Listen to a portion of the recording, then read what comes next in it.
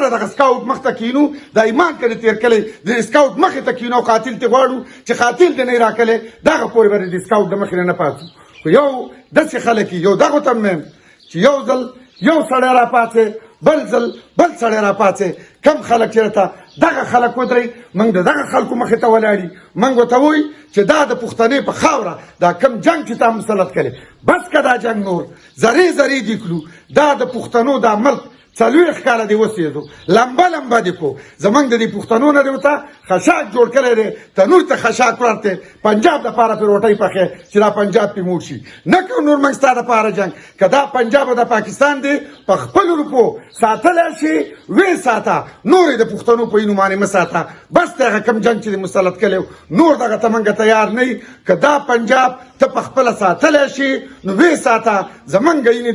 دونه بې قیمته نه دي چې تر قیمته پورې به ستا د پاکستان موږ ساتو او ته به پیسې د امریکې نه به ډالرې راوړي کله به ورته وایې چې په دې ځای کې دهشتګردي ده کله به ورته وایې چې په دې ځای کې دهشتګردي ده دلته ماته ووایې چې د دې باډر نه دهشتګرد راواوښتو په باجوړ کې ټارګېټ کلینګ وکړو په دې باډر باندې دهشتګرد راواوښتو په چارمن کې وکړو په سرارزو کې وکړو په دغه کې وکړو بارنګ کې وکړو زه راته یوه خبره کوم دا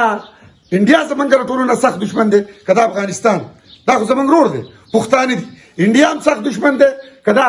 افغانستان انډیا هم دښمن دی دا د انډیا فوجي ولې په دې باډر نه راوړي ولې دلته په دې پنجاب کې ټارګېټ کلینګ نه کوي ولې زما دا خبره دا د جنګ پټی دی ټول عمر به په دې زمانې دا جنګ مسلطي دا غواړي دا دیو چې دا مهرې ودرئ او یو راوباسي او دا سپورټ کوي او خلکو ته وایي ملک ته م وایي چې ته ورسه ملګری شه هینې ورسه کم ملکان ورسه ملګري دي دغه هغه تالي څټي ملکان چې ټول عمر یې د دغه خلکو په خوله باندې دغه سړي ملګرتیا کړي چې په دې خوله کې ژبه نه وي سوال درته کوو دا به نه ووایي چې دله ووټر کوو خیر دی دا کار اوسه شوی دا اوسه شوی چې ژبه پسې نه چې ووټ وله ور نه کوي نمایندګي د ګوریا دله دلته په صحیح طریقه باندې بیا نشي کولی دا یو سوال درته کوو چې باجوړ نور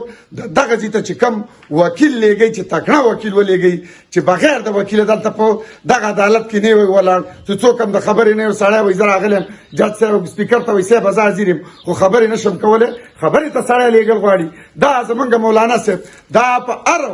چوک باندې لګی د امن خبره کوي ستا د وسایل خبره کوي خو مولانا دلته دا خبره چې دا قیمتي نه ده د مولانا خبره به هله قیمتي کیږي چې دا پارلیمنت ته لاړ شي او دا ټوله دنیا یې اوري چې مولانا لګیا دی چې په پښتنو باندې کم ظلم کیږي د پښتنو په خاوره باندې کم ظلم کیږي د پښتنو په وسایلو باندې کم لوټمار دی د پاکستان ریاست شروع کړی دی دا ځینې خلک دله راځي وایي دا به کوڅه پخومه دا به دله ټرانسفرمر در کوم دا به دله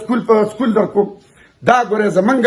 بنیادي حق دی دا د دې ریاست ذمهواري ده دا به ماله کوڅه هم پخوي دې څه د مینې څه کار نشته دا به ماله سکول هم راکوي دا به ماله بم لګوي دا به ماله اسپتال هم راکوي چې دا ما د دې ریاست باشنده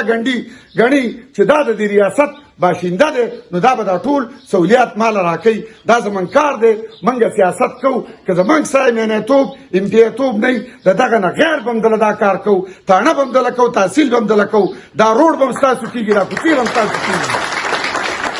که په خوښه نه په زور به یې راوړو دا ستاسو بنیادي حقونه دي خو تاسو لا په دې چا پویه کلي نه وایي چې دا کوڅه له زه راوړم دا زمونږ بنیادي حق دی کوڅه پخېدل سکول راوړل بمبا اسپتال جوړېدل دا زمونږ بنیادي حق دی دا به چاته نه وایي ته چې وایي سملی لځې زما د خاورې دا من خبره وکړه چې شلېدلې تڼۍ د دې کور نه بار ته وځم زه راویم که چا رامانې ډاز وکړو ریاست چېرې ریاست بې نیسي دا د ریاست ذمهواري ده چې ما لمن دلته راکړي ریاست نه چې تپوس وکړې قاتل پته ونه لګېده لاړ ورک شو پنجاب کې خو ما ونه لیده چې ورک شو په پنجاب کې چې مړی وشي 24 کېنټو کې دننه دغه قاتل هم ګرفتاري او هغه وړی مې څونه مړي هلته وشو یو کس تاسو وښوي چې دغه قاتل نه ده ګرفتار شوی صرف زمونږ په دې خاوره باندې دا لوبه د 40 کالونو شروع ده په هغه ټیم کې ولي خاندان نارې کړې وي باچا خاندان نارې کړې وي چې په دې پردي جنګ کې نور ځان مو وجنئ دا صرف ګوره په دې ټیم کې د ډالر جنګ دی د ډالر دپاره چې دا ملک پې وساتي په دې پښتونخوا کې یو یلغار جوړ کړی دی نور دا جنګونه موږ نه برداشت کوو نور په دې علاقه کې بدامني نوره نه برداشت کوو خو د دې ځای نه نه کیږي. اسمبلی ته به ته غواړي چې په هغه اسمبلی کې ستاره د علاقې د امن خبره وشي، ستاره د علاقې د ترقۍ خبره وشي، ستاره د وسایلو خبره وشي چې دا بجلی زما ده نشته پکې د پنجابي کار، دا تیل زما دي نشته پکې د پنجابي کار، دا ګیس زما دی د پنجابي کار پکې نشته دی. زما خپله چې کومه منافع ده لکه څنګه چې ته نثار باز وویل چې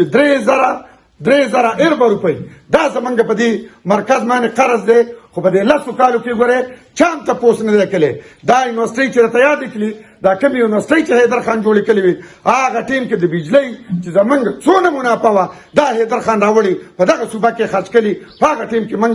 ضم شوي نه وو د دې خپلې صوبې څخه اوس ضم شو، که نه په هغه ټیم کې چې موږ ضم وې نو هم زموږ د دې قبایلو حالات به بدل وې. اوس ته دا یو ځل سوال کوو د دې افسیار خلاف موږ راپاڅېدلي وو، د دې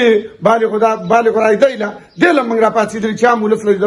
حق ورکړی شي، خو چې ټیم راشي خبره من کوو د افسیار نه من خلاص کړو چې ګورو ووټ بل چاله ورکړي. موږ وایو عام ولس له د ووټ حق ورکړه، ستان نه کړي موږ چغه واله چې د ووټ ټیم رالی ووټ یې بل له ورکړو. تاسو نه یادوم خو ستاسو په دې علاقه کې لږ به ګوره ایمان تېرو چې باچا خان خپلې نوابۍ له لته ورکلې وویل دا نوابي مې نه ده په کار، زه به چې پښتانه بیدار کړم چې د پښتنو بچی تعلیم یافته شي، د پښتون بچی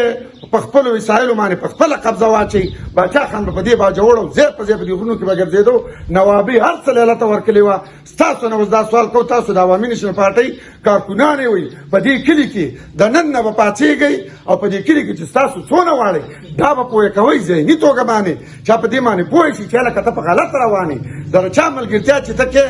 دې تپوس وکړه چې دا تاله په اسمبلی کې خبره کوي تیر 15 کاله چې دیو په اسمبلی کې تیر کړو ستا د علاقې خبره کړي، ستا د سکول، ستا د هسپتال، ستا د امن، ستا د خاورې، ستا د بچي